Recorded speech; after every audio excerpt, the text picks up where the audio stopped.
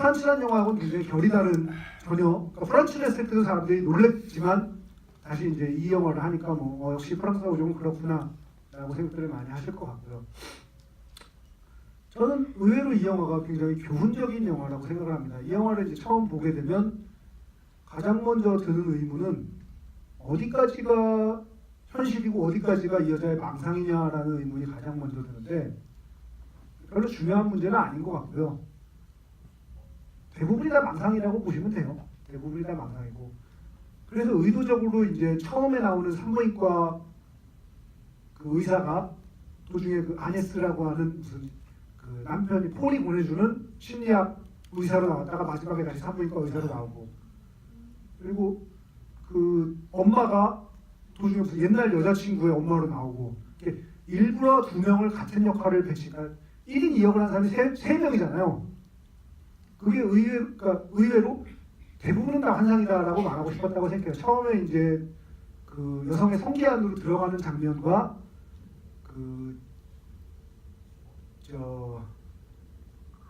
폴을 처음 찾아가서 계단을 올라가는 장면 있잖아요. 그게 사실은 동일한 구조라고 생각하셔야 되는 게 아닌가 싶어요.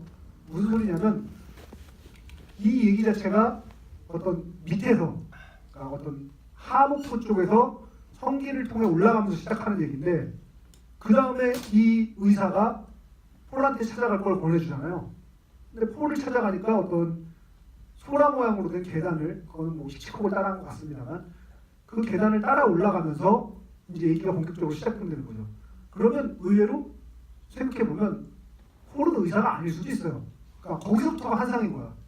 폴은 원래부터 남자친구였는데, 혹은 남편이었는데, 그 전에 문제가 있었던 걸 의사를 찾아가면서 그 의사가 폴을 권해줄 리가 없잖아요. 그리고 폴이 다시 이 의사를 권해주고, 여기 자체가 다시 환상과 현실의 경계인데, 여기가 어디가 현실이고 어디가 환상이냐를 보는 게 무슨 의미가 있겠냐 싶지만, 저는 기본적으로 처음 시작하는 장면하고 끝 장면을 제외하고는 전부 환상이라고 생각을 합니다.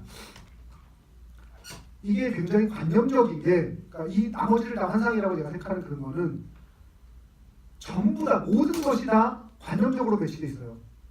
그 폴한테 올라갈 때 그 계단과 루이한테 올라갈 때 계단의 모양이 다르고, 폴의 방과 루이의 방이 톤이나 아니면 가구의 모양 이런 것도 이제 그 폴의 경우에는 이렇게 둥글둥글하게 돼 있는데, 그래서 이쪽은 각져 있고, 색깔도 이쪽은 약간 따뜻한 색깔, 갈색이라든지 이런 따뜻한 자연주의 색깔인 거에 반면에 이쪽은 어떤 도심적인 그런 되게 차가운 색깔로 돼 있고, 뭐 가르마가 반대다, 손이 반대다, 무슨 이런 모든 것들이 굉장히 관념적으로 대조적으로 일부러 배치해놨다는 거죠.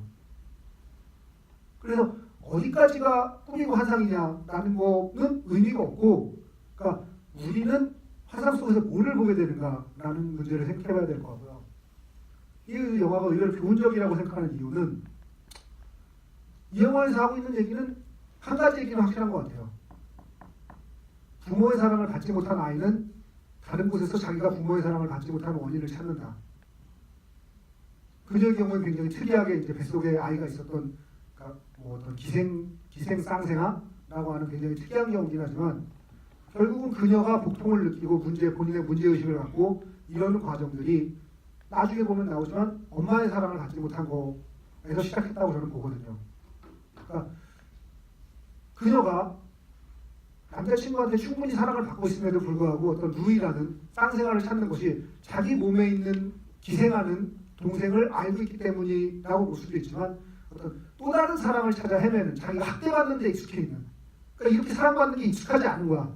그래서 학대받는 데 익숙해 있다 라고 볼 수도 있다는 거죠. 그래서 결국 그녀의 불행의 근원은 내가 사랑받지 못한 것은 뭐 때문일까 라는, 그러니까 자존감이 낮음에서 출발하는 거죠. 정상적으로 섹스를 하는, 사랑을 받는 장면에서는 그녀는 만족을 못해요. 무덤덤해. 근데 학대를 받으니까, 막 두들겨 패고 학대를 받으니까 자기도 모르게 그쪽에 끌리는 거야. 왜 그럴까? 그렇게 사랑을 받는 것에 익숙해 있기 때문이라고 봐야 하는 게 아닌가라는 게 제 생각인 거죠. 그래서 어떤 한 인간에게, 저는 이제 기본적으로 이런 얘기를 주변에 많이 하는데, 어떤 한 인간의 자존감은 5세 이전에 형성이 되고, 그 자존감을 형성하는 방법은 부모의 무조건적인 사랑을 받는 것이다라는 얘기를 자주 하는데요. 그녀가 여태까지 이렇게 불러 여기까지 오게 된 것도 부모의 사랑을 갖지 못했기 때문이 아니냐, 그것 때문에 시작된 것이 아니냐라는 거죠. 또 하나 영화에서 이제 변국적으로 나오는 장면이 성대 장면이 나와요. 그러니까 처음에 성기로 들어가서 시작했던 것이 성대로 나오면서 밑에서 위까지 쭉 나온 거죠. 어떤 하나의 과정, 하나의 통과 의례를 겪어서 드디어 이제 무언가를, 결과를 얻어내는 그런 과정에 마침내 도달한 것이 아니냐라고 생각을 합니다. 그럼 이제 고양이라는 것은 어떤 상징이냐라고 봤을 때 고양이가 뭘까요? 고양이는 애완동물이기도 하지만 어떤 나를 지켜주는 존재로서, 미약하지만 나를 지켜주는 존재로서의 무언가, 나의 정신을 깨워주는 존재로서의 무언가. 그녀의 문제는 고양이가 없을 때마다 발생을 합니다. 고양이가 있을 때 큰 문제가 생기지 않아요. 그러니까 그런 어떤 상징으로서의 고양이, 어떤 수호신으로서의 고양이를 상징하는 것이 아닌가라는 생각을 하고요. 영화의 그 중간부에 그리고 그 마지막에 흐르는 노래 또한 내가 사랑받는 한, 사랑하는 한 언제까지나 라는 의미를 담은 노래. 그러니까 결국 테마는 사랑일 수밖에 없는 거죠. 근데 그게 이 영화에 드러난 것처럼 저는 남녀 간의 사랑이라기보다는 부모로부터 받은 사랑, 그러니까 내 인생의 행복을 어떻게 결정짓느냐 하는 문제, 자존감의 문제, 뭐 이런 것들과 결부된 영화가 아니었겠느냐, 그렇게 봐야 되는 것이 아니겠느냐.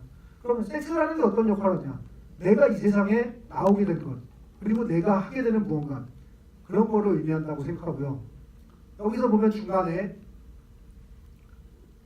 들어가고 싶다는 얘기를 하잖아요. 자기가 내가 들어가고 싶다라고 마린 베트가 얘기를 합니다. 제가 이제 뭐 GV에 오셨던 분들한테는 뭐 들려드렸던 얘기기도 하지만 기본적으로 남자하고 여자는 서로 이해할 수가 없다고 생각해요. 전혀.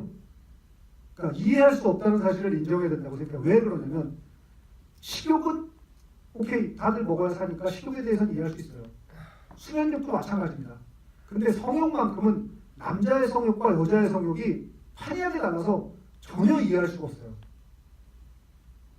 성기가 들어옴으로써 내가 만족을 하게 되는 사람과 성기가 내가 집어넣음으로써 만족을 하게 되는 사람이 상대방의 입장을, 여성분들은 남성분들은 여성분의 욕망을 한번 짐작해보세요. 그게 어떤 형태의 욕망일지 짐작조차 할 수가 없다는 거죠.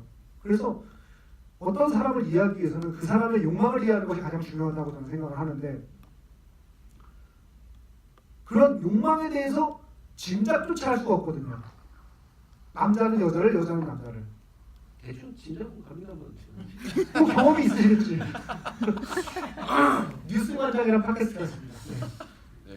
그러니까 그 어떤 도중에 나왔던 이 마린 베트가 자기의, 사실은 그것조차도 환상 속에서 환상을 하는 거지만, 그런 성기를 집어넣는 것조차도 어떤 무언가를 알아보고 싶은, 내가 만족을 못하니까 내 욕망은 아닌 것 같아. 그럼 내 욕망은 반대의 욕망인가? 이런 스스로의 욕망을 실현해보는, 그러니까 섹스가 어떤 자신의 욕망을 실현하는 장으로서의, 실현하는 어떤 수단으로서의 무언가. 그러니까 섹스 자체가 욕망이 아니라 섹스가 욕망을 알아보는 수단인 사람이 된 거죠. 근데 그 마지막에 이제 마지막 장면에서 유리가 깨짐으로써 섹스 자체가 이제 수단에서 욕망으로, 그러니까 수단에서 목적으로 어떤 전이 되는 어떤 순간에 그런 거를 상징하는 게 마지막 장면이 아니겠느냐라고 제멋대로 해석을 해봤습니다.